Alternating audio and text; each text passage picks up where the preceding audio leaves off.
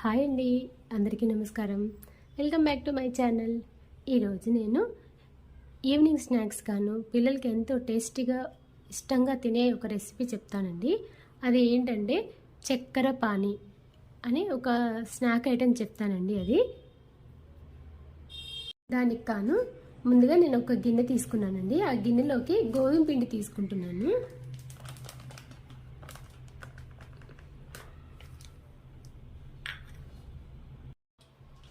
ఇదిగోండి గోధుమ పిండి తీసుకుంటున్నాను. గోధుమ పిండి అనేది నేను ఒక 3 కప్పులు తీసుకుంటున్నానండి.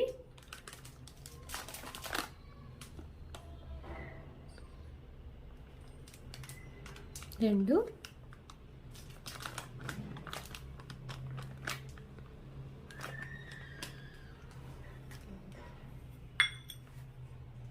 ఇంకొక గిన్నె తీసుకున్నానండి. ఇంకో గిన్నె తీసుకొని 3 కప్పుల గోధుమ పిండికి కాను నేను 1.5 కప్పు పంచదార వేస్తున్నానండి.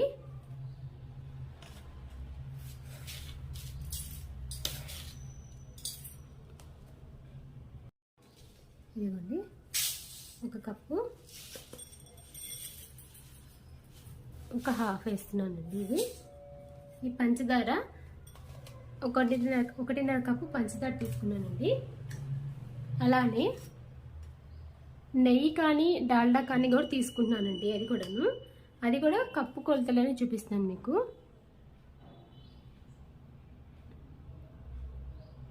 ఇదిగోండి ఇది ఒక 2-3 స్పూన్స్ ఉంటుందండి. ఇది నెయ్యి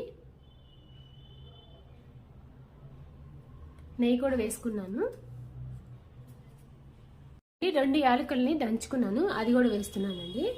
ఇప్పుడు కొంచెం సాల్ట్ కూడా వేస్తున్నానండి. సాల్ట్ అనేది కొంచెం తీపి అనేది మనకి ఎక్కువగా తెలుస్తుంది కదండి, అలాగా. ఇదిగోండి ఒక ఇంచ్ సాల్ట్ కూడా వేసాను. ఇప్పుడు 1.5 కప్పుల పంచదార వేసాను కదండి, దానికి కాను వాటర్ కూడా నేను 1 కప్పు వాటర్ పోస్తున్నానండి. 1 కప్పు వాటర్ పోసేసి ఈ పంచదార ఈ నెయ్యి ఏదైతే ఉందో అది మొత్తం కరిగేలాగా బాగా బీట్ చేసుకోవాలండి. ఇది మొత్తం కరిగిపోవాలండి. పంచదారను ఈ నెయ్యి ఏదైతే ఉందో అదంతాను బాగా కరిగిపోవాలి, పూర్తిగా కరిగిపోవాలండి. ఇది మొత్తం నాకు ఇది కరిగిపోయింది. ఇప్పుడు ఈ కరిగిపోయిన ఈ పంచదార సిరప్లోకి ముందుగా తీసుకున్న గోధుమ పిండి ఉంది కదండి, 3 కప్పుల గోధుమ పిండి, దాన్ని కూడా వేసేసి చపాతీ ముద్దలాగా గట్టిగా కలుపుకోవాలండి. మొత్తము ఇదిగోండి చపాతీ ముద్దలాగా గట్టిగా కలుపుకోవాలి.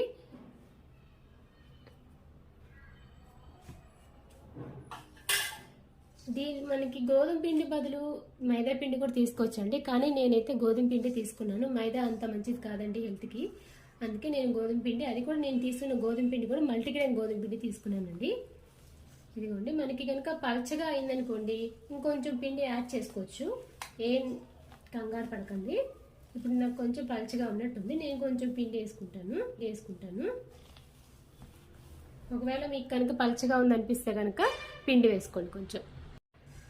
ఇదిగోండి ఇట్లాగా గట్టిగా గోధుమ పిండి కలుపుకోవాలండి. దీన్ని ఎలా అంటే మనం పూరీ పిండి కలుపుకుంటాం కదా, పూరీ చేసుకునేటప్పుడు అలాగా కలుపుకోవాలండి. చూడండి ఎంత గట్టిగా ఉందో. నాకైతే నేను ఇలా ప్రెస్ చేస్తే కనుక ఇది చూడండి, ఇది ఎట్లా వచ్చిందో అట్లా రావాలి.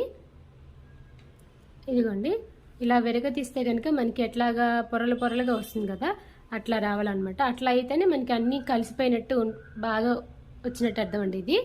దీన్ని ఇప్పుడు నేనేం చేస్తున్నానంటే చపాతీలాగా తిక్కుగా చేసుకోవాలండి. చేసి చూపిస్తాను. చపాతీలా చేస్తున్నానండి. ఇదిగోండి ఫస్ట్ చపాతీ పీట మీద కొంచెం పొడిపిండి వేసుకొని ఇప్పుడు మనం ఏదైతే తీసుకున్నామో ఆ ముద్దని ఒకసారి మెత్తగా మళ్ళీ చేసుకోవాలండి. ఇట్లాగా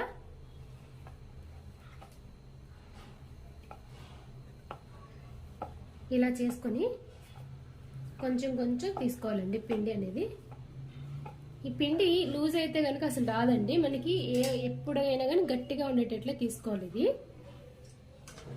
ఇదిగోండి నేను కొంచెం చిన్న ముద్ద తీసుకున్నాను.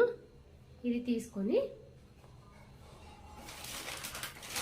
దీనిపైన కొంచెం పొడి పిండి వేసేసుకున్నానండి. ఇలా వేసుకొని చపాతీలాగా రుద్దుకోవడమేనండి. కానీ ఇది ఎలా రుద్దుకోవాలంటే మందంగా రుద్దుకోవాలండి. 1 ఇంచు మందం వచ్చేటట్లుగా రుద్దుకోవాలి ఇది చపాతీని.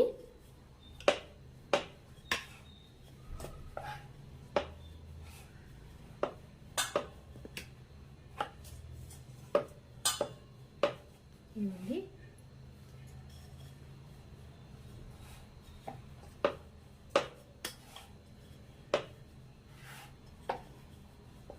కొంచెం మందంగానే రుద్దుకోవాలండి. ఇవి ఎక్కువ పలచగా రుద్దుకోకూడదు. పలచగా ఉంటే మనకి చెక్కలు వచ్చినట్టు వస్తాయండి అవి. అలా కాకుండా బిస్కెట్స్ టైప్లో మనకి చక్కెర పాన అనేది మంచిగా బాగా వస్తుందండి.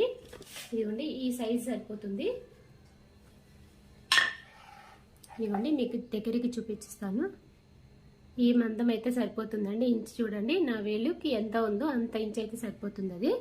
ఇప్పుడు దీన్ని మనము కట్ చేసుకోవాలి. మనకి నచ్చిన షేప్లో ఏ షేప్ అయితే మనకు కావాలంటే ఆ షేప్లో మనం కట్ చేసుకోవచ్చండి. దీన్ని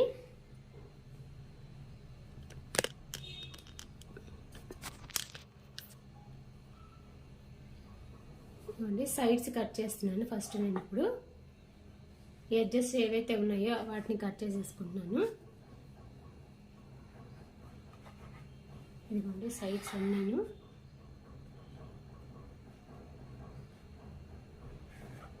4 వైపులా కట్ చేసేసుకొని ఈ ఎడ్జెస్ని తీసేస్తున్నాను.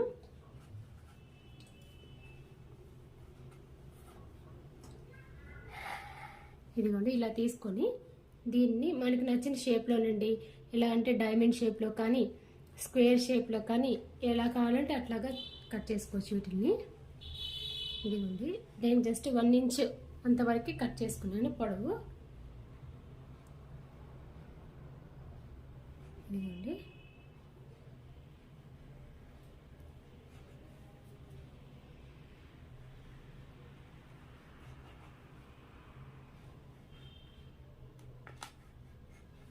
ఇలా కట్ చేసుకొని దీన్ని కూడా మళ్ళీ ఇట్లా నేనైతే స్క్వేర్ షేప్లోనే కట్ చేసుకున్నానండి.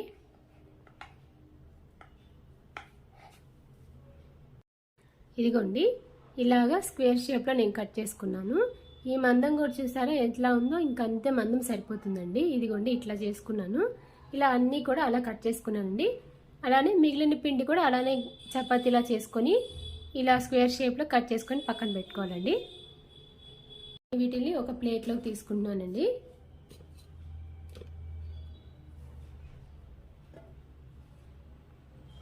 మనకి దీనిలో ఏంటంటే నెయ్యి వేసాను కాబట్టి ఇవి అతుక్కోవండి ఎక్కువగాను. నెయ్యి కానీ డాల్డా కానీ వేసుకోవచ్చండి దీనిలోకి. ఇట్లాగా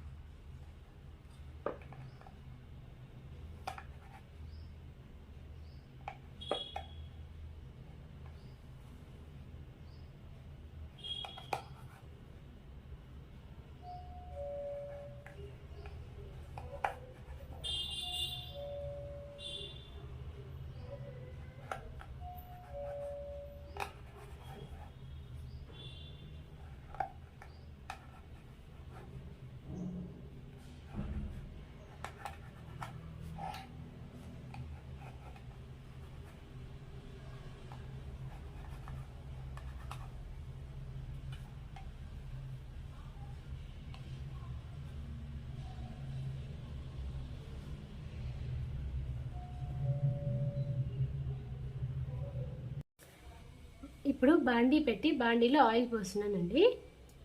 అవి మునిగేంత వరకు ఆయిల్ పోస్తున్నాను నేను. బాండీ పెట్టి ఆయిల్ పెట్టాను కదా, ఆయిల్ హీట్ అయిందో లేదో ఒకసారి చూస్తాండి. నేను ఒకటి వేసి చూస్తున్నాను. ఓకే అండి, ఇట్లా అయితే మనకి వచ్చేసినట్టే, ఆయిల్ హీట్ అయినట్టేను. ఇప్పుడు మనం మంటని స్లోలో పెట్టేసేసి అవి ఒక్కొక్కటి ఇదిగోండి ఇందాక చేసుకున్నాం కదా ఈ చక్కెర పానీని, వాటిని స్లోగా ఒక్కొక్కటి నిదానంగా వేసుకోవాలండి. ఇవి వాటిని కదపకుండా ఉండాలండి. కదపకుండా ఉంటేనే అవి మనకి వాటికి అవి పైకి వచ్చేస్తాయి. చూడండి నేను ముందు వేసినవన్నీ ఇలా పైకి వచ్చేసినాయో అట్లాగండి. మొత్తం ఒక్కొక్కటి నిదానంగా వేసుకొని గోల్డెన్ కలర్ వచ్చేంత వరకు వేపుకోవాలండి వీటిని.